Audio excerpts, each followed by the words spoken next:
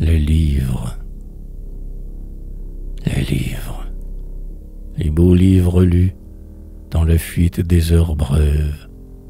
Les livres par le cœur élu nous enveloppent de leurs rêves.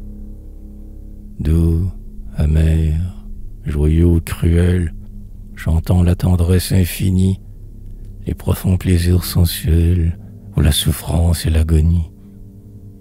Leur charme subtil et puissant, mieux que les hachiches balsamiques, éblouissent l'âme et les sens de mille visions féeriques. Fendant les vagues, le steamer porte vers d'étranges rivages des cœurs gonflés d'un spleen amer et brûlés de désirs sauvages.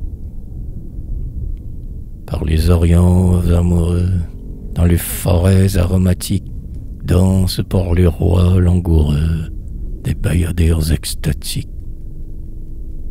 Plus simplement, tout près de nous, sœur de la femme qui nous aime, un être familier et doux se meurt dans un baiser suprême. Puis, c'est le rêve du savoir et le chagrin des yeux moroses qui dans l'univers veulent voir la vaste inanité des choses. Et c'est, au poignant rancœur, la passion qui se déchire et dissèque son propre cœur dans un effroyable martyre. Enfin, c'est le cloaque affreux où grouille tout un peuple immonde, de l'octude miséreux, l'opprobre et la douleur du monde. Quintessence des passions, surextrait fatal de la vie, où le jeu des émotions se multiplie, s'amplifie. On peut, sans quitter son fauteuil, s'injecter 1000 ans d'existence dans l'amour, la gloire ou le deuil, exalté en névrose intense.